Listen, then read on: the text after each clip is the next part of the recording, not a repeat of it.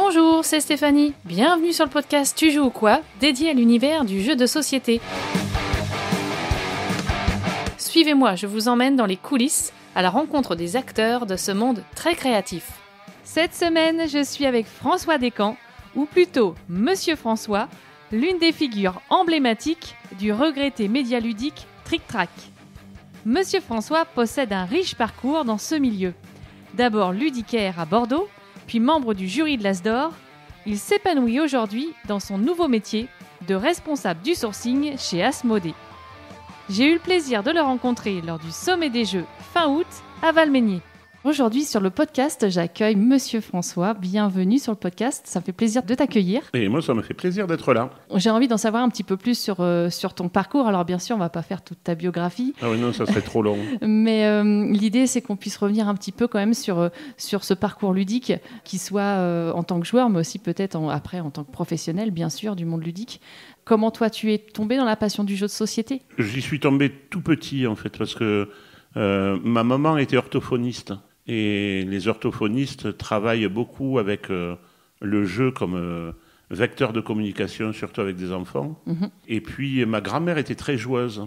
Elle jouait beaucoup aux jeux de cartes et au lexicon, qui était un vieux jeu de lettres qui est un petit peu passé de mode maintenant, surtout depuis l'avènement du Scrabble. Mm-hmm. Mais on a toujours joué, en fait, on a joué à la belote et puis on a toujours joué aux jeux de société.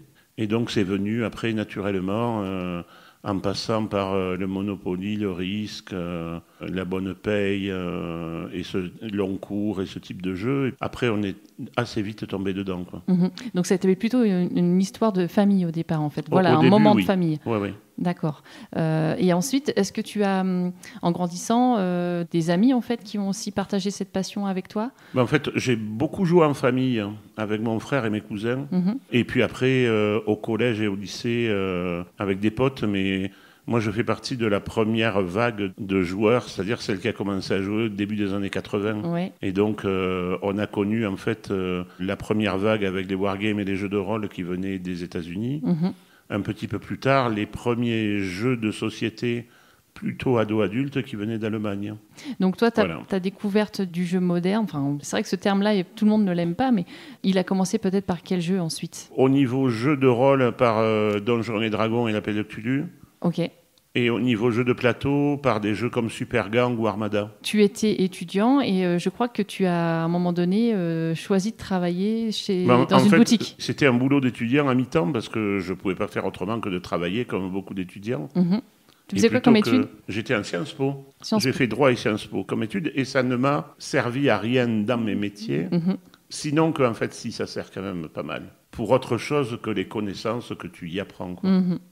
Et donc, du coup, premier job, voilà, job étudiant. Je rentre comme vendeur à mi-temps dans une boutique de jeux à 23 ans. D'accord. Et en fait, j'en suis jamais parti. Donc, c'est la boutique à Bordeaux ? Non, c'était une boutique à Paris. C'était une des boutiques des cartes à Paris, celle du 17e. D'accord. Et après, j'ai monté la boutique à Bordeaux pour jeux des cartes en 97. Et donc, ensuite, tu as été responsable de la boutique sur Bordeaux ? Oui. C'est ça. Et là, tu as été ludicaire. Ludicaire. En fait, je confonds avec ludothécaire. N'écorche pas le nom parce que bien sûr. C'est une de mes mini-gloires, c'est celle d'avoir réussi à imposer ce terme. Ah oui, c'est vrai, d'accord. Parce qu'en fait, à l'époque, lors de la première réunion constitutive du GBL à Cannes, je pense que c'était peut-être en 2017, mm-hmm. Dans les soucis que moi je voyais dans notre métier, c'est que pour moi, un métier n'existe pas tant qu'il n'a pas de nom. Mm-hmm. Et donc, j'ai proposé ludicaire, et a priori, ça a eu l'air de plaire. D'accord. Voilà. Donc, avec un peu de chance, j'aurai peut-être un jour un mot que j'ai trouvé dans le dictionnaire. Il y est pas là, dans le dictionnaire ? Non, il n'y est pas encore. Ah non. oui, c'est fou. Mais ça. Je pense que si ça continue à être utilisé comme c'est utilisé, je pense que d'ici 4 ou 5 ans, il a des chances d'être dans le Petit Robert. Bah quand même, avec le boom du jeu de société, là, maintenant, et le nombre de boutiques ludiques, quand même. Quelles sont pour toi les difficultés, peut-être, du métier, justement, de ludicaire ? Ludicaire, en fait, si le mot me plaisait, c'est parce qu'en fait, il ressemble beaucoup à libraire. Et pour moi, il y a beaucoup de similitudes entre les deux métiers. C'est-à-dire qu'il faut à la fois être à l'affût des nouveautés et constituer dans ton magasin un fond qui te ressemble. Mm-hmm. C'est-à-dire que ça ne sert à rien d'avoir un magasin uniquement avec des nouveautés. D'abord parce que tu perds les nouveaux clients qui ont besoin de repères quand ils rentrent quelque part. Et s'ils rentrent quelque part et qu'ils ne reconnaissent aucun jeu, c'est pas bon. Quand j'ai commencé à bosser, les repères, c'était Monopoly, Puissance 4, Trivial Poursuite. Si tu n'y avais pas ça, pour beaucoup de gens qui rentraient dans une boutique de jeux pour la première fois, c'était pas une vraie boutique de jeux, puisqu'ils n'avaient pas les jeux qu'ils connaissaient. Oui. Maintenant, ça a quand même vachement évolué, mais il faut pas faire l'erreur de garder les bornes.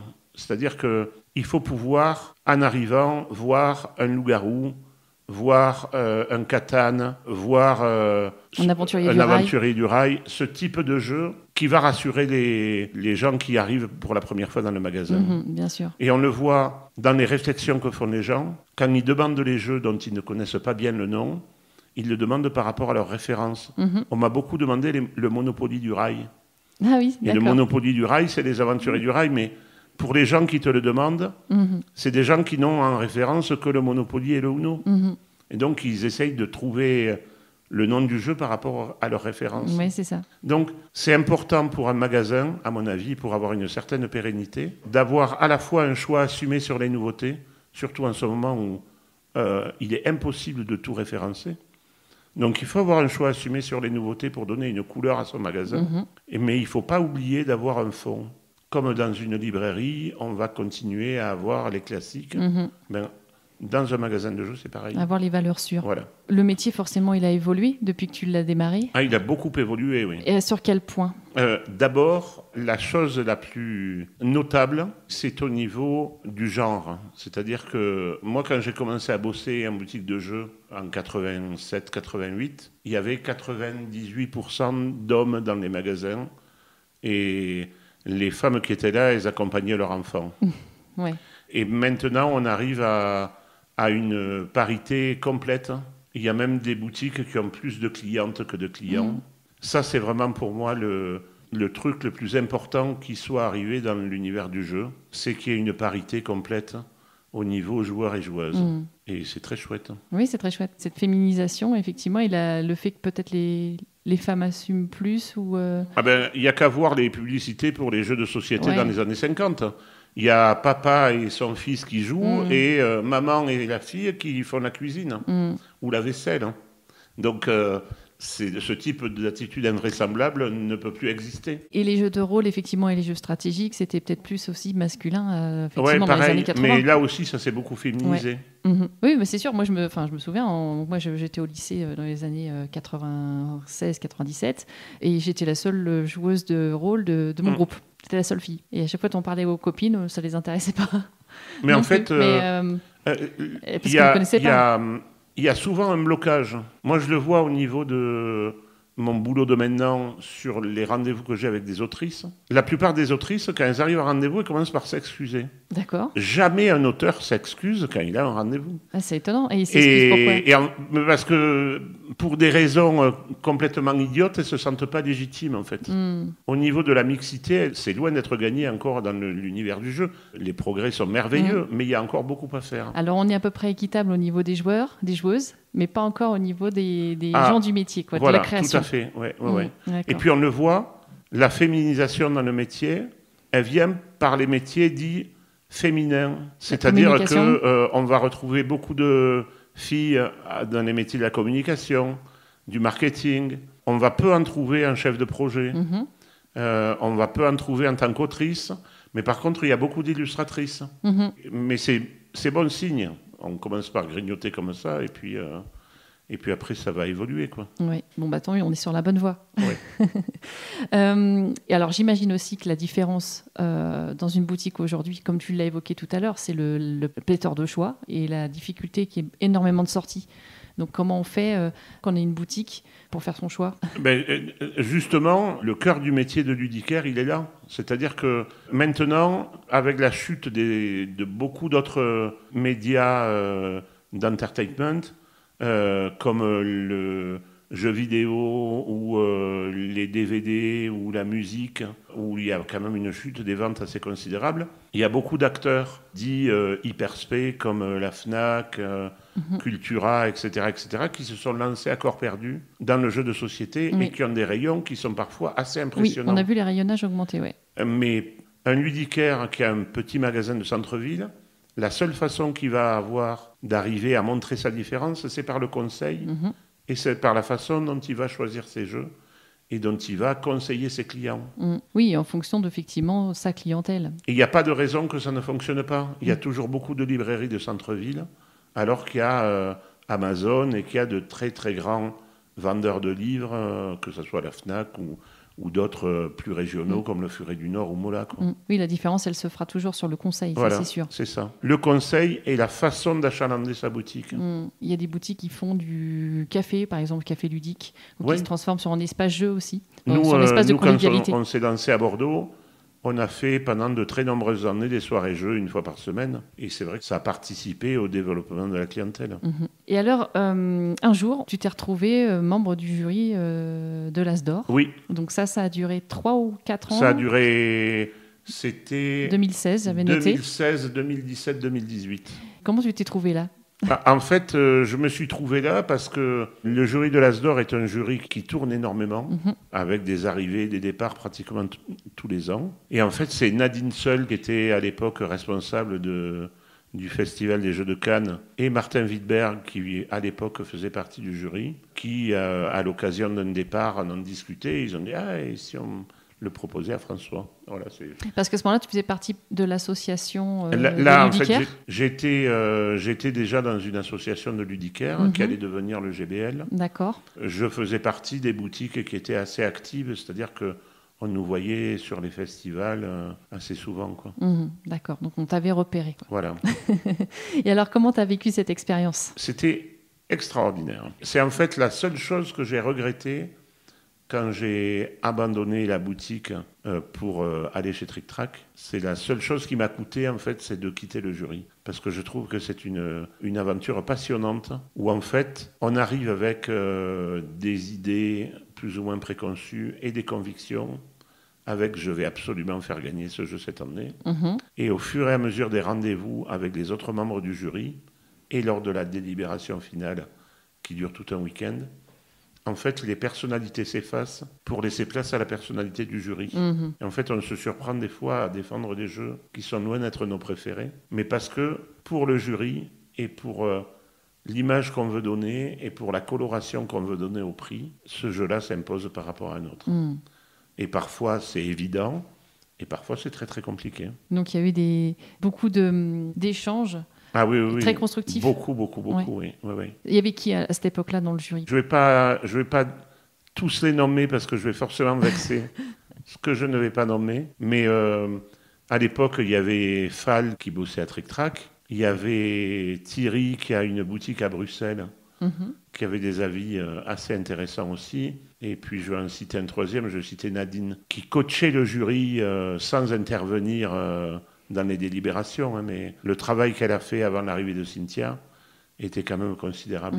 Et alors, c'était un rôle que tu prenais au sérieux, donc vraiment... Ah oui, c'est vraiment du travail. C'est-à-dire qu'il faut essayer 400 ou 500 jeux dans l'année, les partager avec un tableur commun, avec les autres membres du jury, jouer aux jeux auxquels tu n'as pas encore joué et qui ont été repérés par d'autres comme étant intéressants. Donc oui, c'est un vrai travail. Et puis tu te réunis plusieurs fois par an tous ensemble. C'était intense. Oui.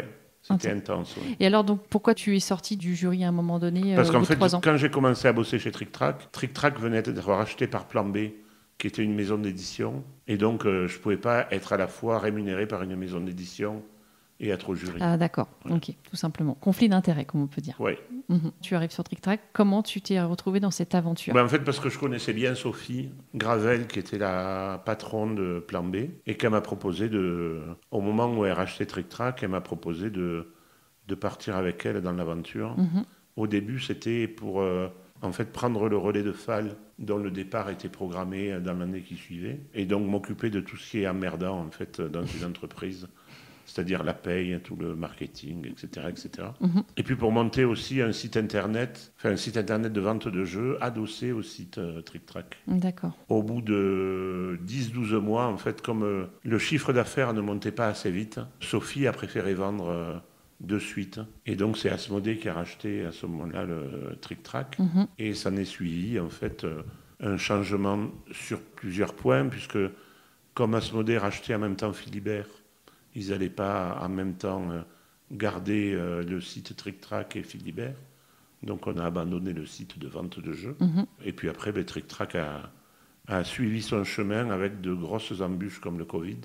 Et puis voilà, quoi. Et donc, quel rôle au pluriel tu as eu dans Trick Track? Mais moi, j'avais au début, j'avais plutôt un rôle administratif, de directeur administratif. Et puis petit à petit, ça a glissé vers le saltimbanque. Oui, c'est ça. Voilà, au fur et à mesure des années. Ce que tu as préféré faire, j'imagine? En fait, j'aime toujours beaucoup tout ce que je fais. Donc j'ai adoré monter le site parce que ça m'a appris plein de trucs. Enfin, le site de vente en ligne. Ouais. Et j'ai adoré terminer avec un an du Trick Track Show qui était vraiment une expérience formidable. Ce qui t'a mis plus sur le devant de la scène, en effet. Tout à fait. Qu'est-ce que tu gardes de ces années-là? Ça avait l'air d'être effectivement un esprit de famille un peu. Oui, mais en fait, je garde beaucoup d'amis, des gens que j'aimais déjà beaucoup et que je connaissais plus ou moins comme Fall ou Mops, et puis des gens que j'ai appris à connaître comme Guillaume, et puis d'autres qui se sont rajoutés après comme Mathilde, Florian. Il y avait d'autres anciens, et puis il y a eu d'autres nouveaux comme Tarsa et Pénélope. Enfin, bref, Julien. Non, ça a été vraiment une très très chouette époque. Oui, c'est sûr. Et puis, on a quand même réussi à travailler en mettant toutes les énergies ensemble, c'est-à-dire à la fois ce qui était devant la caméra et derrière la caméra. Julien et Olivier, qui étaient d'abord uniquement sur le travail d'informatique sur le site, petit à petit, se sont mis à faire d'autres trucs. C'était vraiment une très très chouette expérience.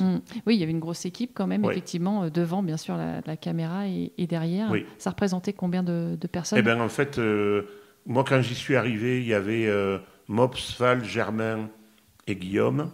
Et puis, petit à petit, en fait, il y en a d'autres qui se sont raccrochés à tout ça.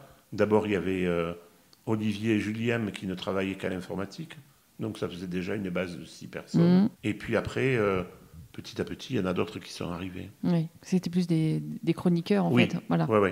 Et alors, comment, du coup, toi, tu as vécu cette fin d'histoire, justement, qui a été un peu difficile pour tout le monde, même surtout pour ceux qui regardaient, j'ai l'impression, mais aussi surtout pour les acteurs, bien sûr. Oui, la fin, elle a été triste comme toutes les fins. Mais une fois qu'Asmodée a pris la décision de fermer la chaîne, il y a eu deux choses. D'abord, essayer que tout le patrimoine que contenait Trick Track ne soit pas dispersé aux 4 vents. Et pour ça, ils nous ont laissé carte blanche, ce qui fait qu'on s'est débrouillé pour que tout le fonds de jeu, c'est-à-dire il y avait 3000 jeux quand même. Hein. Ouais, c'est énorme. Ouais. Tout le fonds de jeu a été récupéré par l'université Paris-Nord-Sorbonne, qui est une université qui a une compétence sur le jeu puisqu'il forme au niveau master et thèse sur le jeu de façon générale, assez ouverte.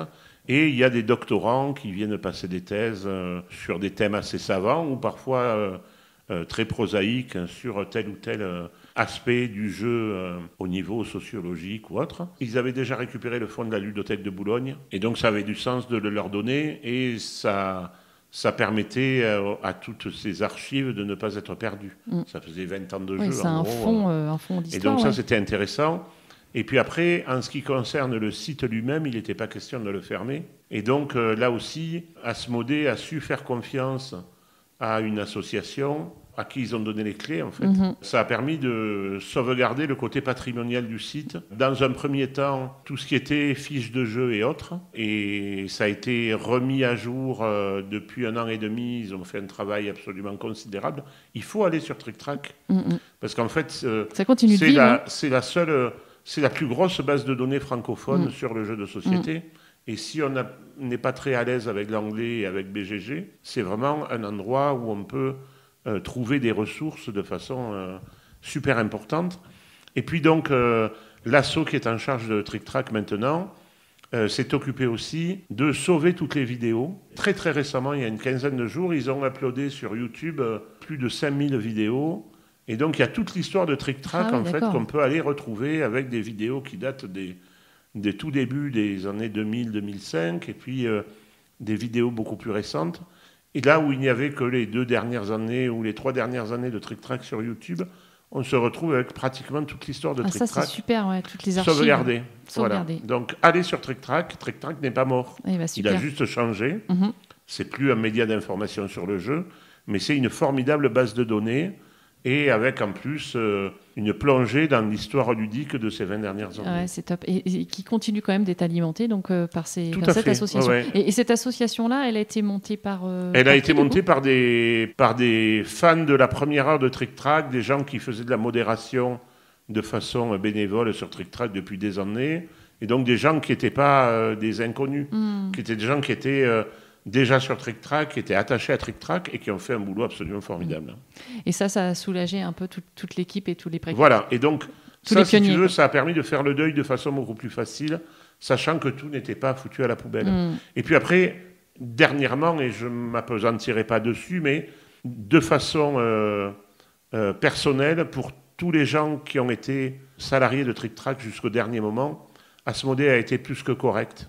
C'est-à-dire qu'ils nous ont tous proposé des postes à l'intérieur de l'entreprise pour rebondir ou des conditions de départ très très favorables. En fait, on n'a rien eu à dire sur... On peut discuter le choix industriel de continuer ou d'arrêter l'aventure Trick Track, mais bon, ça c'est celui qui paye et qui décide. Oui. Mais après, dans la façon dont c'est fait la rupture, ça a été vraiment très très correct. Et là, toi, donc, tu as rebondi effectivement voilà. En restant chez Asmodée, oui. Et donc en devenant le métier de source. Voilà. Alors en fait, je suis responsable du sourcing. Je coordonne tout le sourcing pour les 5 gros studios francophones d'Asmodée, c'est-à-dire Repos Productions, Space Cowboy, Day of Wonder, Next Move, qui est plan B en fait, qui est au Canada, et Libellude. Okay. Alors, ça ne veut pas dire que je suis le seul à aller de salon en salon pour chercher des protos et pour imposer mes choix à l'ensemble des 5 studios.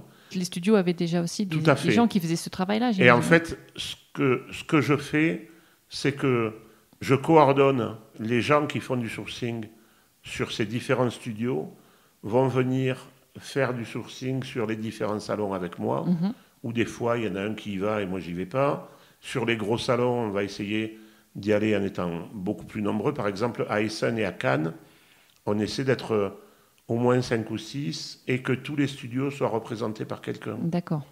Et puis après, quand on trouve des protos, on va de toute façon les faire tourner sur les différents studios. Après un pré-tri, c'est évident qu'il y a certains jeux qui ne vont pas pouvoir coller pour tous les studios. Alors justement, est-ce qu'il y a, quelles sont un peu la ligne éditoriale ou les types de jeux qui sont recherchés par chaque studio ? C'est-à-dire, toi, tu vas savoir, par exemple, en sourçant, en disant « Ah oui, celui-ci, je le propose forcément à Libellude ». En fait, il n'y a pas vraiment de ligne éditoriale. D'accord. C'est-à-dire qu'il y a plutôt... Il y a quelques studios qui vont plutôt avancer dans telle direction. Par exemple, Day of Wonder, quand on le compare aux autres, c'est un peu le studio premium du groupe, c'est-à-dire...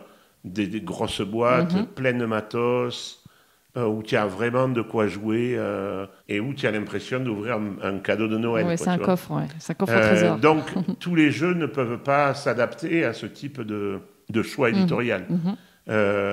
Libellude essaye de faire... Même si l'image forte de Libellude, c'est Dixit et les jeux de communication par l'image, on l'a vu avec Harmonie, Libellude peut tout à fait faire d'autres types de jeux. Mais par contre... ils vont essayer d'avoir des types de jeux avec peu d'affrontements directs. Parce que ça ne fait pas partie de leur ADN que de faire des jeux de baston. Et puis après, il y a esthétiquement très fort, souvent aussi. Il y a des éditeurs comme Next Move ou comme Space Cowboy ou Ropoprod qui vont être beaucoup plus généralistes. Moi, j'ai un de mes patrons qui dit, quand on lui pose la question sur quelle est la ligne éditoriale du studio, il va dire c'est trouver des bons jeux. Ouais. Comme ces studios-là sont beaucoup plus souples, ils peuvent se permettre d'aller chercher un OLNI, un objet ludique non identifié, et l'éditer en prenant des risques et en se disant bon, ça ne correspond pas trop à ce qu'on fait, mais tant pis. C'est le coup de cœur, quoi. Voilà. Et il y a aussi la gamme maintenant enfant aussi. Oui, mais alors là, ça ne fait pas partie c'est pas du tout géré par les mêmes personnes. Ah d'accord, ok. C'est-à-dire que Spaceco est géré à part D'accord.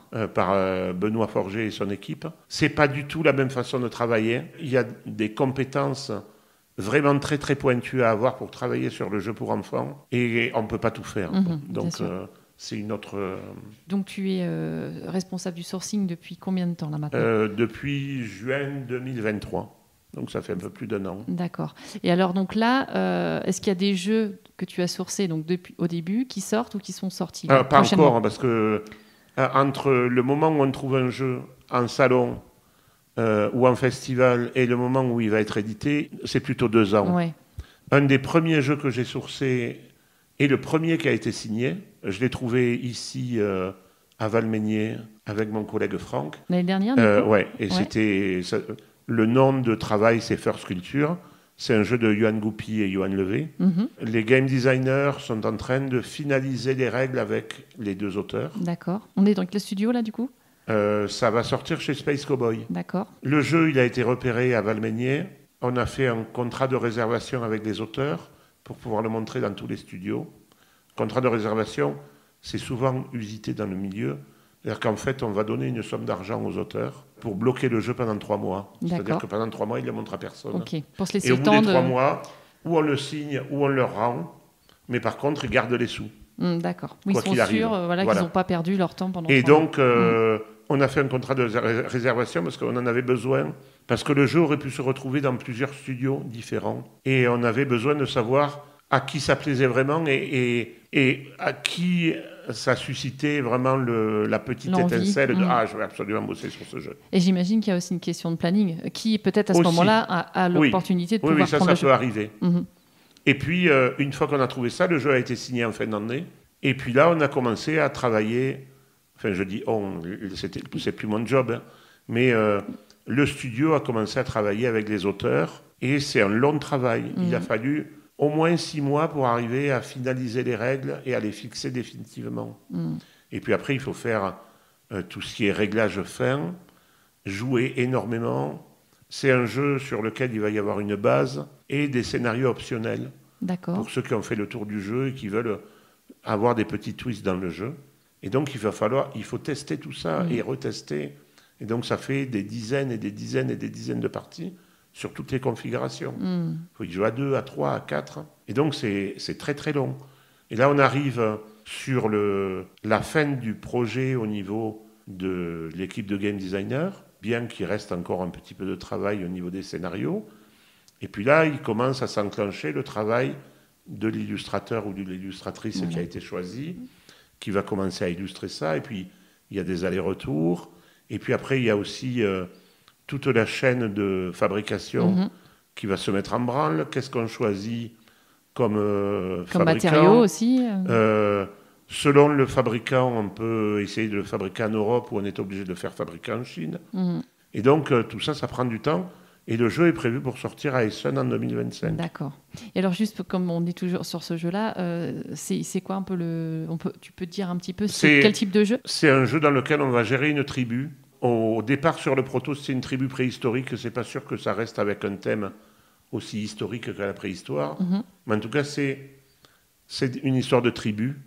Et en fait, les tribus doivent faire des découvertes qui vont les faire petit à petit s'élever. Évoluer. Et évoluer dans l'échelle des sciences, de la technique, etc. etc. Okay. C'est un jeu avec des possibilités de blocage, mais où il n'y a pas d'affrontement direct. C'est-à-dire qu'on ne peut pas aller taper sur la gueule des autres tribus, les massacrer, les pauvres meeples qui n'ont rien demandé, et brûler les huttes, ça on ne le fait pas. D'accord. Mais par contre, quand on s'est établi quelque part, c'est chez moi. Donc tu n'arriveras pas à m'en déloger. D'accord. Voilà, donc c'est un jeu avec des majorités, de la recherche de ressources qui est en nombre assez limité sur le plateau, et c'est avec différents aspects qui sont vraiment, à mon sens, très très originaux, et notamment un plateau qui va changer à chaque partie. Toi, du coup, tu as l'occasion de participer aux séances de testing, en fait, après, oui. Plusieurs fois dans... C'est-à-dire que dans les différents endroits où on va travailler, moi, je travaille à Boulogne, et à Boulogne, c'est là où sont basées les équipes de Space Cowboy et Day of Wonder. Okay. Mais comme il y a beaucoup de trucs qui ont été mis en commun entre les différents studios, c'est assez poreux. C'est-à-dire qu'on va parfois avoir... un game designer qui va venir de chez Libellude pour travailler sur un truc, ou un game designer de Space Cowboy qui va aller bosser à Poitiers, ou des fois on va avoir des réunions avec plusieurs studios, ou une DA va être prise par quelqu'un qui en fait bosse dans un autre studio. D'accord. C'est quand même assez fluide. Dans le temps de travail de la semaine, il y a toujours au moins 2 après-midi qui sont consacrés au test. D'accord. Et c'est-à-dire que moi, je vais en profiter pour faire essayer les protos que j'ai pu ramener à droite à gauche. Mais c'est aussi un moment où on va demander à tous ceux qui sont là de pouvoir essayer des jeux qui sont en cours de développement. Pour voir leur Et évolution. ce qui est intéressant, c'est qu'on va prendre comme cobaye, entre guillemets, aussi bien les gens qui sont à fond dans le métier, c'est-à-dire qui sont développeurs de jeux ou chefs de projet, mais on va aller aussi faire des raids dans ceux qui s'occupent du marketing ou de la compta ou autre, D'accord. Ah, oui. et qui vont aussi venir bosser. Mais ça fait partie de leur temps de travail. On travaille chez un éditeur de jeux. On en a besoin de ça. Et Tout on a à fait. besoin des retours de gens qui sont... Qui sont moins la tête dans le projet. Voilà, mais qui après vont être beaucoup plus impliqués quand ils vont faire le plan marketing sur un jeu auquel ils ont joué plusieurs fois. Ils vont se dire, ah ouais, ça c'était super. Bien sûr, Voilà. oui. Oui, ça c'est chouette. Et alors, toi, comment tu t'organises pour le sourcing, justement? J'imagine que, bien sûr, c'est sur beaucoup de festivals, Oui. mais tu te déplaces aussi peut-être à l'étranger. Comment tu En fait, travailles? je me déplace dans la plupart des gros festivals. Sur une année, ça veut dire que je vais aller à Vichy, je vais aller à Essen, on va à Nuremberg. Quand je dis je vais, des fois, c'est pas moi qui y vais. Hein, je passe pas tous mes week-ends dans des salons, mais il y a Nuremberg, après il y a Cannes, après il y a certains salons importants en France comme Toulouse, il y a Paris et Ludique, il y a la Gen Con aux États-Unis, et puis après il y a des événements qui vont être ou plus privés, ou qui ne sont pas forcément des événements de travail, mais où on va retrouver beaucoup de gens du milieu. Je pense au Ludopathique qui est organisé chaque année par Bruno Fenuti, ou le Gathering of Friends aux États-Unis, qui est basé sur le même principe. Et cette semaine à Valmeny, pour toi, ça a Il y a la semaine à Valmeny, mais qui est quand même biclassée travail-loisir. Oui, quand même. On ne peut pas venir à Valmeny et ne jamais travailler. C'est pas aussi pénible que de bosser c'est pas à fond dans toute un la journée. salon, il n'y a pas de bruit, c'est beaucoup plus sympa et tout, mais c'est quand même aussi du boulot, quoi. Bien sûr, ça te permet de rencontrer les auteurs aussi, bien sûr. Puis après, il y a quelques petits événements beaucoup plus pointus, comme les Vieux Cons ludiques, par exemple, où là aussi, ça peut être une façon de rencontrer les autres gens ou de tisser des liens ou de renforcer des liens. Et est-ce que tu gères aussi la localisation, le choix de jeux qui seraient à localiser ou pas? Absolument pas. Ça, c'est autre chose. Oui, et puis de toute façon, sur nos studios, on localise très très peu. D'accord. Parce que comme Asmodée est implanté de façon mondiale, en fait, une sortie de jeu est pensée pour être faite en même temps dans le monde entier. D'accord. Et donc, localiser un jeu, ça veut dire que tu n'as pas les droits pour tel ou tel pays. Alors, quand c'est un petit pays, ça va. Mais quand c'est un grand pays comme l'Allemagne ou les États-Unis ou autre, c'est dans un plan de développement, c'est pas forcément la meilleure chose à faire. Et après, il y a d'autres personnes chez Asmodée qui vont s'occuper de ça, mais plus au niveau du siège, avec des organismes comme Asmodée Partner, par exemple, qui vont proposer la distribution et éventuellement la localisation de jeux d'éditeurs étrangers. D'accord. Qu'est-ce que tu vas rechercher, du coup, quand on te présente un jeu? Est-ce que déjà, l'important, c'est comment l'auteur va te l'expliquer déjà parce que c'est un exercice, moi j'imagine pour eux, un peu stressant. Mais en fait, comment toi tu l'abordes, cette session-là, et qu'est-ce que tu recherches en final? Souvent, avec ou le pitch ou la lecture des règles, on a déjà une première impression. Après, le rendez-vous avec l'auteur ou l'autrice, c'est très important, parce que c'est ça qui va nous donner envie d'en savoir plus. Le top, c'est quand on a le temps de faire au moins un début de partie. Mais dans les festivals et les salons, c'est pas toujours le cas. Et puis, si on sent qu'il y a quelque chose qui nous titille, on va prendre un proto. Mais après, il y a beaucoup de protos qui vont être rendus aux auteurs en leur disant non, c'est pas bon. Enfin, c'est pas bon. C'est pas bon pour nous. Oui, bien sûr. Parce que dans les retours que tu fais aux auteurs, sans vouloir faire le malin, si on les a pris, c'est qu'il y avait quand même un truc qui était chouette dedans. Et après, on peut se rendre compte que malgré ça, il tourne pas bien, ou il est un peu boiteux, où il y a des mécanismes qui nous plaisent et puis il y en a qui nous plaisent beaucoup moins. Et donc dans ce cas-là, on va le refuser, on va faire des retours aux auteurs avec ce qu'on a aimé, ce qu'on n'a pas aimé. Et on n'est jamais fermé au fait que les auteurs ou les autrices reviennent vers nous avec un proto qui a été transformé. D'accord. Et puis des fois, il peut arriver qu'il y ait un jeu qui soit formidable. Je ne vais pas en citer, mais j'en ai plusieurs en tête. Et tout simplement, où il ne correspond pas à ce qu'on peut faire à ce moment-là, parce qu'on était tenté, mais c'est trop éloigné de ce qu'on fait. Ou alors, c'est formidable, mais c'est un jeu à deux, et on a déjà 5 jeux à deux qui sortent dans les 18 prochains mois, et on ne peut pas non plus signer un jeu en disant à l'auteur, on va s'en occuper dans 3 ans et demi. Et puis des fois, il y a des jeux dont on n'arrive pas à trouver la clé pour l'éditer comme il faut. D'accord. Ah oui, par exemple, ça peut être je sais pas, il y a quelque chose à concevoir de matériel qui va être compliqué à mettre. Ça peut être du matériel, parce que le jeu est trop coûteux par rapport à... Et puis qu'on n'arrive pas, des fois, nous on ne va pas arriver à trouver, et puis un autre éditeur va trouver la clé. Et puis il y a un jeu qu'on ne va pas faire parce que personne ne se sent de travailler dessus, malgré le côté réussi qu'on voit dans le jeu. Et puis, un autre éditeur aura plus de talent ou plus de chance ou aura le déclic pour que ça marche. D'où cette période de 3 mois que tu... Alors, c'est pas systématique. C'est pas systématique. Il y a des jeux où on voit de suite où le potentiel est tellement important à nos yeux qu'on a envie de signer de suite. Mais généralement, c'est des jeux sur lesquels on est obligé de se bagarrer avec d'autres éditeurs parce qu'on n'est pas les seuls. D'accord. Et puis là, des fois on gagne et des fois on perd. Mais bon... Il paraît que c'est jamais bon de signer sur un salon. Je ne sais plus qui avait dit ça. Alors, on ne signe jamais sur un salon, mais des fois, là, ça m'est arrivé à Cannes de répondre à des auteurs qu'on était très intéressés par leur jeu et qu'on voulait le signer dans le train qui me ramenait à Paris après Cannes. Des fois, ça met des mois à cogiter et des fois, il y a des évidences qui font qu'on a vraiment envie de le signer. Mais dans ce cas-là, on est rarement les seuls. Et alors, j'allais dire, c'est important aussi d'avoir la culture ludique et historique. J'imagine que ça, c'est ton background aussi, pour effectivement peut-être déceler parfois des jeux qui peut-être existent un peu déjà. Oui, mais Parce alors... que ça, c'est peut-être pas évident non plus. Oui, c'est pas évident, surtout que c'est rarement la faute des auteurs. Bah oui. Il y a peut-être un auteur sur 1000 qui copie volontairement un jeu existant. Après, il y a les emprunts que tu peux faire à des jeux. C'est-à-dire que la mécanique du deck building qui a été inventée par Dominion, elle s'est retrouvée après dans d'autres jeux.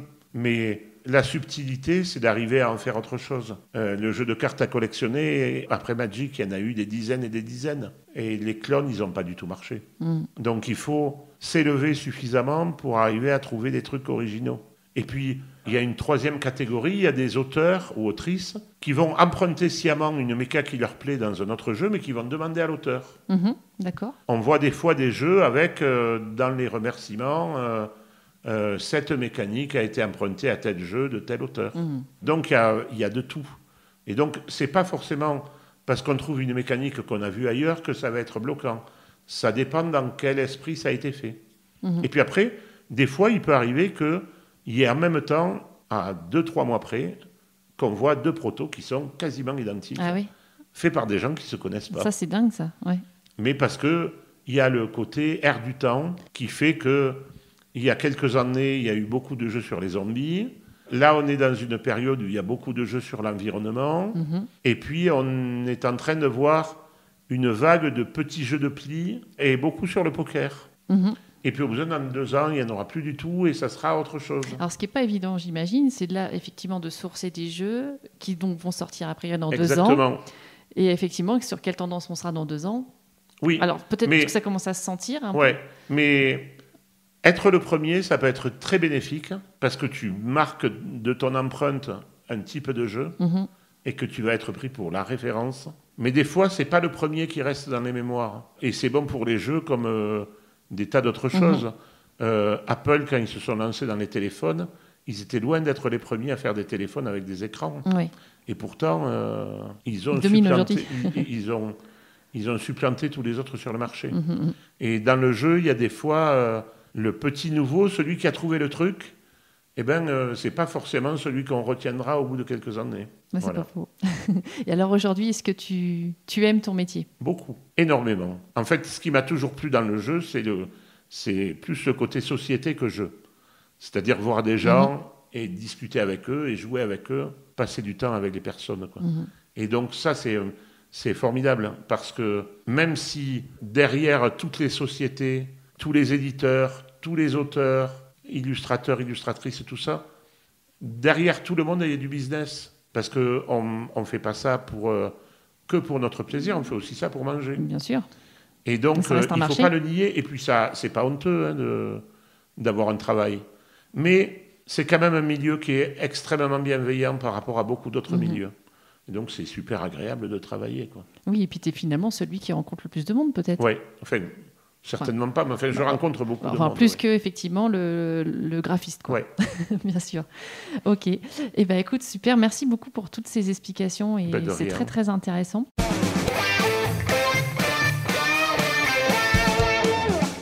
Si tu étais un mode de jeu, lequel serais-tu ? Tu serais solo, compétitif, semi-coop, coopératif ? C'est direct. Oui. Sûr. T'aimes bien la confrontation. Oui, j'aime bien la confrontation. Beaucoup de jeux coopératifs m'ennuient, en fait. Alors, il y en a quelques-uns qui sont très déjantés et qui me font beaucoup rire, mais des jeux un peu sérieux et coopératifs, beaucoup me gonflent. Si tu étais maintenant une mécanique de jeu, laquelle serais-tu ? Certainement le deck building, parce que j'ai retrouvé avec Dominion ce que j'adorais dans Magic, c'est-à-dire construire des jeux. Et il y a plein d'autres jeux qui ont récupéré ces mécaniques-là, et c'est souvent des jeux qui m'attirent beaucoup, quoi. Ouais, j'ai cru comprendre que c'était ton jeu préféré de tous les temps. Si tu étais maintenant un auteur de jeu, lequel serais-tu ? Je peux pas dire ça. Question piège, c'est ça ? Oui, c'est vraiment une question piège. J'ai quelques auteurs favoris, aussi bien français qu'étrangers, mais c'est trop compliqué, parce que c'est comme me demander quel est mon jeu préféré. Je peux pas... j'ai pas un jeu préféré. Ah, c'est Dominion. Oui, mais c'est Dominion, mais si je suis avec un grand groupe, je vais plutôt prendre un Time's Up. Si je veux taper le carton, je vais plutôt prendre Gang of Four ou Linko. Donc, c'est trop difficile de choisir un seul auteur. Ok, je comprends. Voilà. Alors, si tu étais une thématique de jeu, alors ? Ah, une thématique de jeu, un jeu de civilisation. On va construire... Voilà, ouais. Alors, dernière question que je pose, c'est si tu as quelqu'un à me proposer dans le milieu ludique pour une prochaine interview, que ça soit quelqu'un d'un métier particulier ou que ça soit un auteur, un illustrateur, ou une d'ailleurs aussi. N'oublions pas de le mettre au féminin. Il y en a vraiment beaucoup, beaucoup, beaucoup. Mais si tu n'as pas déjà interviewé Maëva da Silva... Oui, directrice artistique chez Libellude. Qui est DA chez Libellude et qui est formidable, hein, et qui a plein de trucs à raconter. Oui, je pense que ça serait très intéressant, en effet. Et qui est l'illustratrice d'Harmonise. Aussi. Illustratrice d'Harmonise et directrice artistique. Oui, elle a fait les deux. C'était la seule fois où elle avait la double casquette. Ok, bah écoute, je le note. Voilà. Et j'essaierai de la rencontrer peut-être sur un festival. Pourquoi pas. Ok. Bah merci beaucoup, Monsieur François. Donc je te propose qu'on termine le podcast comme on fait habituellement avec la phrase « Alors, avec Monsieur François, tu joues ou quoi ?» J'espère que cette interview de Monsieur François vous a plu. Merci beaucoup pour votre écoute attentive. Si vous aimez le podcast, je vous invite à le partager sur vos réseaux et à en parler à vos amis joueurs. Allez aussi faire un tour sur la chaîne YouTube Tu joues ou quoi ? David y propose plusieurs vidéos par semaine.